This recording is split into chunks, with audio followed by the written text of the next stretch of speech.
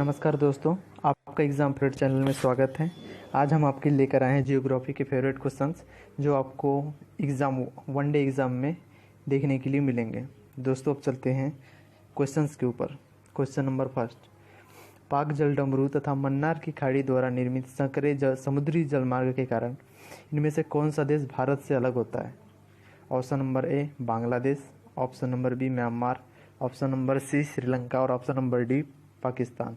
दोस्तों ये question easy है, इसलिए इसका आंसर होगा पाकिस्तान। नेक्स्ट क्वेश्चन, भारत का एकमात्र सक्रिय ज्वालामुखी बैरन द्वीप कहाँ स्थित है? और दोस्तों इसके लिए ऑप्शन होंगे अंडमान द्वीप समूह, निकोबार द्वीप समूह, लक्षद्वीप और मिनिकॉय। और दोस्तों इसका राइट आंसर होगा ऑप्शन नंबर ए अंडमान द्वीप समूह। नेक्स्ट क्वेश्चन, रायसीना पहाड़ी कहाँ स्थित है? ऑप्शन नंबर ए जहाँ राष्ट्रपति भवन स्थित है, ऑप्शन नंबर बी श्रीनगर का पर्वतीय स्थल जिसे शंकराचार्य पहाड़ भी कहते हैं, सॉरी मिस्टेक है यहाँ पे, पहाड़ भी कहते हैं, वही स्थान जहाँ जम्मू कश्मीर के डोगरा शासकों ने जम्मू में अपना किला बनाया है, ऑप्शन नंबर डी कन्याकुमारी की वह चट्टान जहाँ पर स्वामी विवेकानंद की मूर्ति स्थापित की गई है। दोस्तों इसका आंसर कमेंट बॉक्स में दीजिए, यह क्वेश्चन इंपॉर्टेंट है और इसका राइट आंसर होगा ऑप्शन नंबर ए जहाँ राष्ट्रपति भवन स्थित है। नेक्स्ट क्वेश्चन, दक्कन पास निम्नलिखित में से किसके मध्य स्थित है? ऑप्शन नंबर ए दक्षिण और लिटिल अंडमान में, और उत्तरी और दक्षिणी अंडमान में, और ऑप्शन नंबर सी उत्तरी और मध्य अंडमान में, और ऑप्शन नंबर डी अंडमान और निकोबार में। और दोस्तों इसका राइट आंसर होगा ऑप्शन नंबर ए दक्षिणी और लिटिल अंडमान में। दोस्तों दक्कन पास दक्षिणी अंडमान और लिटिल अंडमान के मध्य स्थित है और जो हिंद महासागर में स्थित है, यह ग्रेट अंडमान का भाग है। नेक्स्ट क्वेश्चन, केरल की शांत घाटी के संबंध में कथन की पहचान कीजिए। दोस्तों इसके लिए ऑप्शन होंगे, ऑप्शन नंबर ए भारत में एकमात्र सदाबहार वन है, ऑप्शन नंबर बी महंगी इमारती लकड़ी के पेड़ है, ऑप्शन नंबर सी पर्यटन के लिए अच्छा स्थान है, ऑप्शन नंबर डी जहां पादपों तथा प्राणियों की दुर्लभ प्रजातियां है। दोस्तों इसके लिए राइट आंसर होगा जहां पादपों तथा प्राणियों की दुर्लभ प्रजातियां है। और केरल की जो शांत घाटी में पादपों और प्राणियों के लिए दुर्लभ प्रजातियां जो पाई जाती है, और वहाँ पर सदाहरित कटिबंधीय वन क्षेत्र है जो केरल के पलक्कड़ जिले में स्थित है, और सन 1973 में शांत घाटी को रिजर्व क्षेत्र घोषित किया गया है। Nilgiri biosphere reserve silent valley राष्ट्रीय उद्यान की हृदय स्थित है। क्वेश्चन नंबर 6, नल्ला मल्ला पहाड़ियाँ किस राज्य में स्थित है? Option number A Odisha, option number B Meghalaya, option number C Andhra Pradesh और ऑप्शन नंबर डी गुजरात। दोस्तों इसका सही आंसर होगा ऑप्शन नंबर सी आंध्र प्रदेश। नल्ला मल्ला की पहाड़ियाँ आंध्र प्रदेश में स्थित है। नेक्स्ट क्वेश्चन, देशों के निम्नलिखित समूह में से किसके साथ अरुणाचल प्रदेश की सारी सीमाएं है? Option number first Bhutan, Bangladesh और चीन, ऑप्शन नंबर बी म्यांमार, चीन और Bangladesh, option number C Bhutan, चीन और Myanmar, option number D Bhutan, Bangladesh और म्यांमार। दोस्तों इसका राइट आंसर होगा ऑप्शन नंबर सी भूटान, चीन और म्यांमार। नेक्स्ट क्वेश्चन, निम्नलिखित में से वह लाइन कौन सी है जो भारत और अफगानिस्तान के अंतर्राष्ट्रीय सीमा को बनाती है? दोस्तों इसके लिए ऑप्शन होंगे, option number A Radcliffe line, option number B McMahon line, option number C Sir Creek line और option number D Durand line. और दोस्तों इसका राइट आंसर होगा option number D Durand line. दोस्तों इसका राइट आंसर होगा Durand line. Durand line Bharat और अफगानिस्तान के मध्य में अंतर्राष्ट्रीय सीमा बनाती है और यह पाक अधिकृत कश्मीर में अवस्थित है, जिसे 1896 ईस्वी में एक समझौते द्वारा स्वीकार किया गया था। दोस्तों अब नेक्स्ट क्वेश्चन पर चलते हैं। नेक्स्ट क्वेश्चन है निम्नलिखित में से किस को सह्याद्री पर्वतमाला भी कहा जाता है? इसके लिए ऑप्शन नंबर ए होगा पूर्वी घाट, ऑप्शन बी पश्चिमी घाट, ऑप्शन सी शिवालिक पहाड़ियाँ और ऑप्शन नंबर डी विंध्य पर्वत। और दोस्तों इसका राइट आंसर होगा ऑप्शन नंबर बी पश्चिमी घाट। और पश्चिमी घाट के अनेक नाम हैं, जिसमें से सह्याद्री पर्वत भी कहा जाता है, नीलगिरी और कार्डेमम। इसका विस्तार गुजरात, महाराष्ट्र, गोवा, कर्नाटक और तमिलनाडु और केरल में है।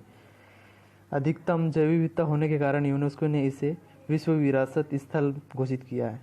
थालघाट, भोरघाट और पालघाट पश्चिमी घाट के प्रमुख दर्रे हैं। दोस्तों ध्यान रखिएगा, थालघाट, भोरघाट, पालघाट और पश्चिमी घाट प्रमुख दर्रे हैं किसके? पश्चिमी घाट के। नेक्स्ट क्वेश्चन, क्वेश्चन नंबर 10, निम्न में से कौन सी नदी ज्वारनद मुख बनाती है? दोस्तों इसके लिए ऑप्शन होंगे, option number A Ganga, Tapti, Godavari और महानदी। और दोस्तों इसका राइट आंसर होगा option number B Tapti. Tapti Madhya Pradesh के बैतूल जिले के मुल्ताई से निकलती है और पश्चिम की ओर नर्मदा के लगभग समानांतर एक द्रोणी बेसिन में 724 किलोमीटर तक बहती है। खंबात की और यह जो ताप्ती नदी है खंबात की खाड़ी में गिरती है। यह नदी भ्रंश घाटी में प्रवाहित होती है तथा ज्वारनदमुख का निर्माण भी करती है। कौन सी नदी? ताप्ती नदी। नेक्स्ट क्वेश्चन, भारत की सबसे लंबी झील कौन सी है? पपोंग झील, पुलिकट झील, कोलेरू झील और वेबनाथ झील। और दोस्तों इसके लिए राइट आंसर होगा ऑप्शन नंबर डी वेबनाथ झील। भारत की सबसे लंबी झील वेम्बनाथ झील है, जो एक लैगून झील का उदाहरण भी है। यहाँ पर दोस्तों कयाल पाए जाते हैं, जो मछली पकड़ने व नौकायन के लिए जो प्रयोग में किए जाते हैं। इसे पुन्नामदा झील भी कहा जाता है। वेबनाथ झील केरल राज्य में स्थित है। दोस्तों ध्यान रखिएगा, वेबनाथ झील केरल राज्य में स्थित है, जो भारत की सबसे लंबी झील है। नेक्स्ट क्वेश्चन, अलकनंदा और भागीरथी नदियों का संगम स्थल है। ऑप्शन नंबर ए रुद्रप्रयाग, देवप्रयाग, हरिद्वार और केदारनाथ। और इसका राइट आंसर होगा ऑप्शन नंबर बी देवप्रयाग, जहाँ पर अलकनंदा और भागीरथी नदियों का संगम होता है। और दोनों नदियों की जो संयुक्त धारा को गंगा के नाम से भी जाना जाता है। भागीरथी नदी उत्तराखंड के गोमुख से निकलती है, जो 24 किलोमीटर लंबे गंगोत्री हिमनद से निकलती है। नेक्स्ट क्वेश्चन, सिंधु नदी का उद्गम होता है। सिंधु नदी का उद्गम होता है ऑप्शन नंबर ए हिंदू कुश पर्वतमाला से, ऑप्शन नंबर बी हिमालय पर्वतमाला से, ऑप्शन नंबर सी काराकोरम पर्वतमाला से, ऑप्शन नंबर डी कैलाश पर्वतमाला से। और दोस्तों इसका राइट आंसर होगा ऑप्शन नंबर डी कैलाश पर्वतमाला से। सिंधु नदी का उद्गम कैलाश पर्वतमाला से होता है। सिंधु नदी तिब्बत के कैलाश पर्वतमाला के मानसरोवर झील से निकलती है। यह पश्चिमी तिब्बत, भारत और पाकिस्तान में बहती है, बहते हुए अरब सागर में जाकर मिल जाती है। और इसकी कुल लंबाई है 2880 किलोमीटर। और भारत में अगर से इसका बोले प्रवाह क्षेत्र कितना है तो 700 किलोमीटर लंबा होगा। दोस्तों अब नेक्स्ट क्वेश्चन पर चलते हैं। भारत का सबसे बड़ा ज्वारनद मुख किस नदी के मुहाने पर स्थित है? दोस्तों एक क्वेश्चन इजी है, लेकिन इम्पोर्टेंट भी उतना ही है जितना इजी है। ऑप्शन नंबर ए हुगली, भागीरथी, नर्मदा और कृष्णा। और दोस्तों क्वेश्चन नंबर 15 का राइट आंसर होगा ऑप्शन नंबर सी नर्मदा। जो भारत के पश्चिमी में प्रवाहित होने वाली नर्मदा नदी है, उसके मुहाने पर सबसे बड़ा ज्वारनद मुख बनता है। यह नदी जो नर्मदा नदी है विंध्य एवं सतपुड़ा पर्वत के बीच भ्रंश घाटी में से होकर बहती है, जो खंबात की खाड़ी में गिरती है। दोस्तों एक क्वेश्चन इंपॉर्टेंट है, इजी तो है लेकिन इम्पोर्टेंट भी है। दोस्तों अब नेक्स्ट क्वेश्चन पर, ब्रह्मपुत्र नदी उद्गम से लेकर डेल्टा तक निम्नलिखित में से किन किन देशों को पार करती है? दोस्तों ये क्वेश्चन कंफ्यूजिंग वाला है लेकिन इम्पोर्टेंट है। इसके लिए ऑप्शन नंबर ए तिब्बत, चीन और म्यांमार को पार करती है, या भूटान, नेपाल और भारत को, चीन, भारत और बांग्लादेश को, या भारत, बांग्लादेश और म्यांमार को। और दोस्तों इसका जो राइट आंसर होगा वो होगा ऑप्शन नंबर सी चीन, भारत और बांग्लादेश। दोस्तों ध्यान रखिएगा, इसका राइट आंसर होगा चीन, भारत और बांग्लादेश।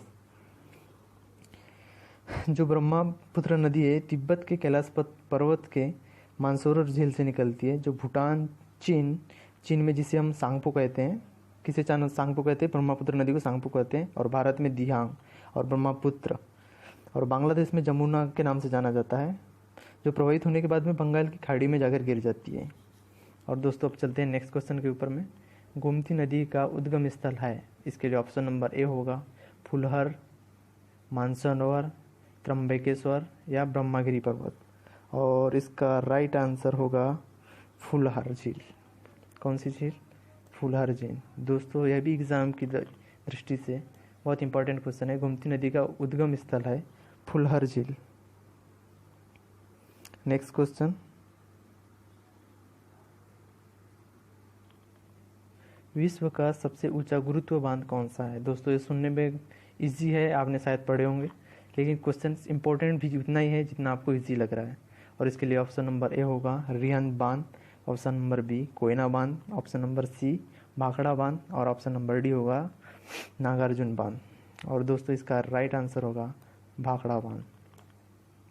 दोस्तों भाखड़ा बांध विश्व का सबसे ऊंचा गुरुत्व बांध है, जो भारत के हिमाचल प्रदेश के बिलासपुर जिले में जो सतलज नदी पर स्थित है। और भाखड़ा नागल बांध की कुल ऊंचाई 226 मीटर और इसकी लंबाई 520 मीटर है। दोस्तों अब नेक्स्ट क्वेश्चन पर चलते हैं। क्षेत्रफल की दृष्टि से भारत का सबसे छोटा राज्य कौन सा है? दोस्तों इजी क्वेश्चन है, जो इसका आप आंसर कमेंट्स बॉक्स में दे सकते हैं। इसका ऑप्शन नंबर ए होगा गोवा, सिक्किम, मेघालय और नागालैंड। और दोस्तों इसका राइट आंसर तो आपको पता ही होगा, और इसका राइट आंसर होगा ऑप्शन नंबर ए गोवा। क्षेत्रफल की दृष्टि से अगर से देखा जाए तो भारत का सबसे छोटा राज्य गोवा है, जिसका कुल क्षेत्रफल है 3702 वर्ग किलोमीटर। तथा क्षेत्रफल की दृष्टि से देखा जाए सबसे बड़ा राज्य कौन सा है, तो वो होगा राजस्थान, जिसका क्षेत्रफल है 3,42,236 वर्ग किलोमीटर। सबसे बड़ा राजस्थान, और उसका क्षेत्रफल होगा 3,42,236 वर्ग किलोमीटर। दोस्तों अब चलते हैं आगे नेक्स्ट क्वेश्चन पर।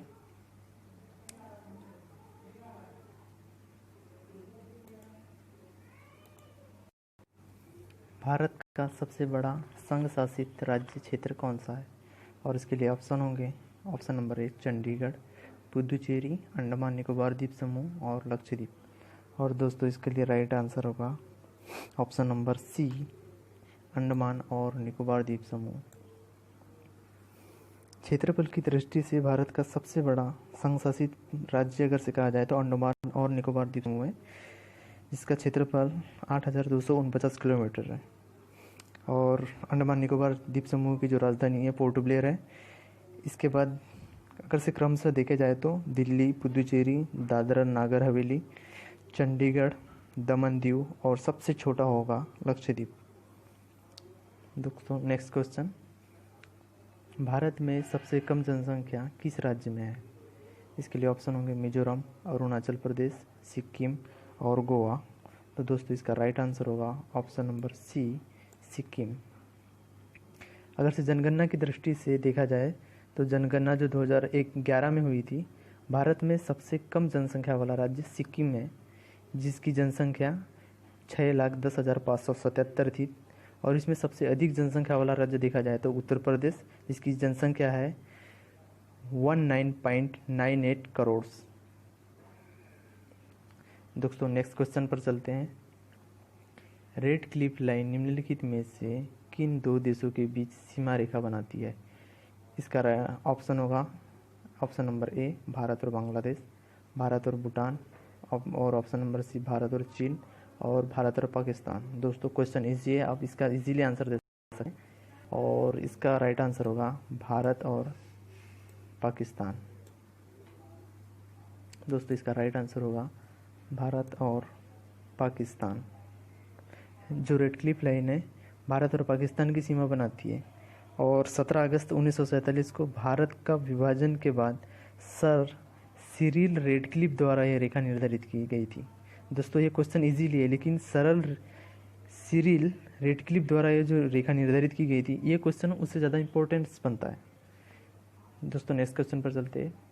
भारत की जलवायु पर निम्नलिखित में से किसका प्रभाव नहीं पड़ता? Option number A monsoon, option number B gulf महासागरीय धारा, ऑप्शन नंबर सी भूमध्य रेखा का सानिध्य।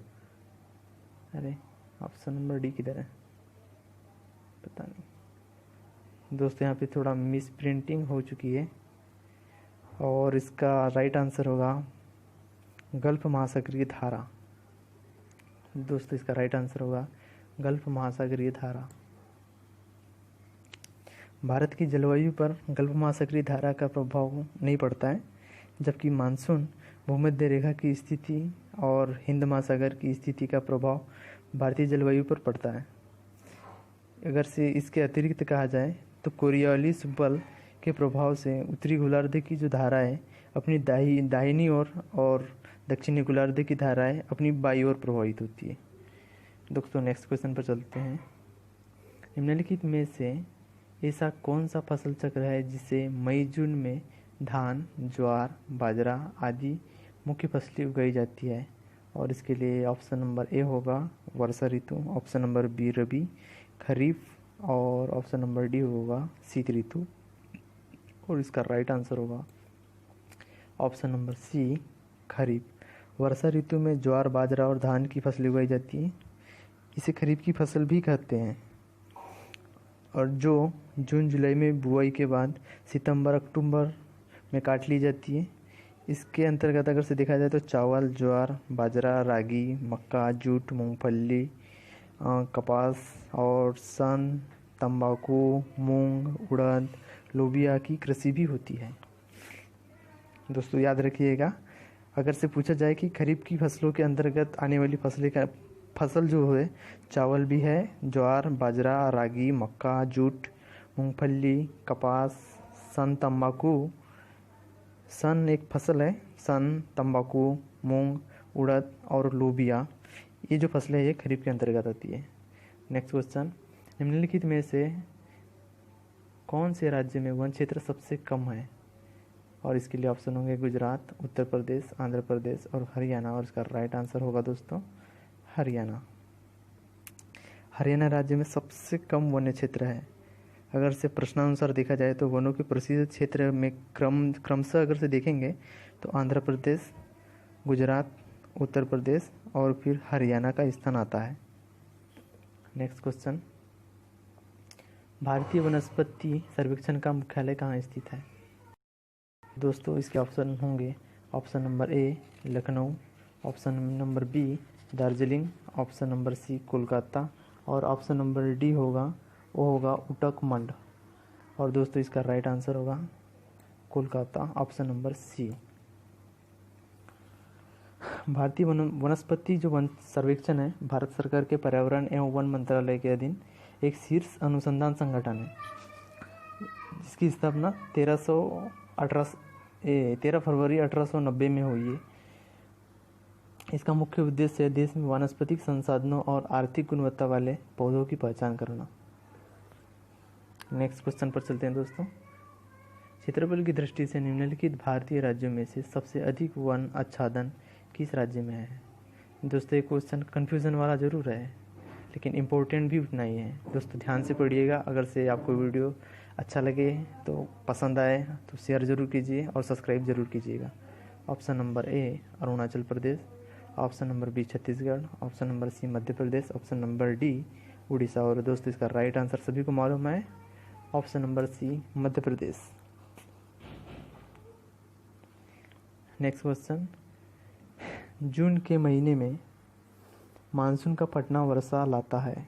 और इसके लिए दोस्तों ऑप्शन होंगे केरल और कर्नाटक में, केरल और तमिलनाडु के दक्षिणी तट पर, और option number C Kerala, Tamil Nadu और आंध्र प्रदेश के कुछ भागों में, option number D Kerala, Tamil Nadu और कर्नाटक में।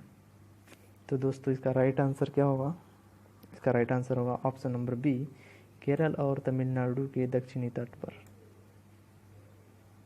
जून के महीने में मानसून का फटना वर्षा लाता है, इसके लिए राइट आंसर होगा केरल और तमिलनाडु के दक्षिणी तट पर।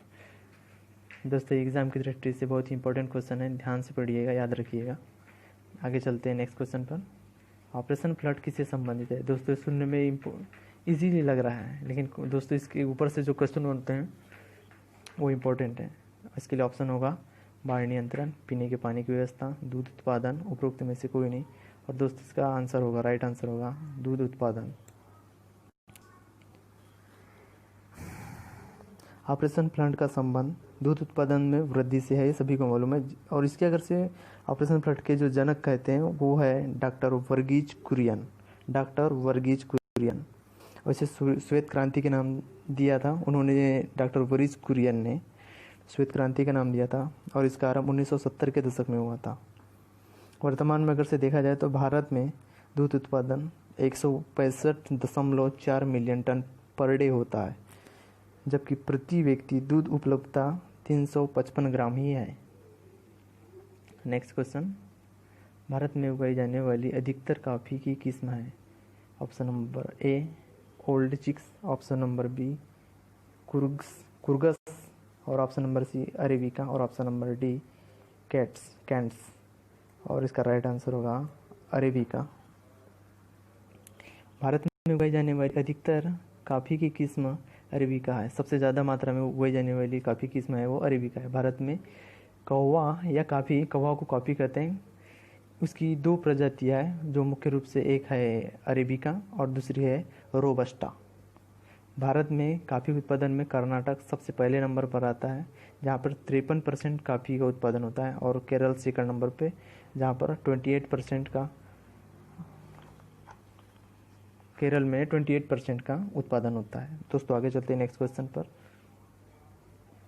गेहूं की खेती के लिए निम्नलिखित में से क्या आवश्यक है। ऑप्शन नंबर ए सामान्य तापमान और भारी वर्षा, आर्द्र तापमान और भारी वर्षा, आर्द्र तापमान और सामान्य वर्षा, और सामान्य तापमान तथा सामान्य वर्षा। तो दोस्तों इसके लिए राइट आंसर होगा ऑप्शन नंबर डी सामान्य तापमान और सामान्य वर्षा ही चाहिए। गेहूं की खेती में सामान्य तापमान और सामान्य वर्षा जरूरी होता है।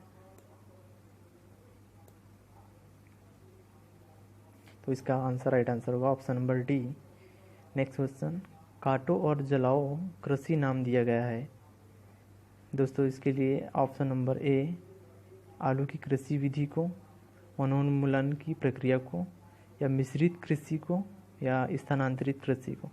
तो दोस्तों इसका राइट आंसर होगा ऑप्शन नंबर डी स्थानांतरित कृषि को।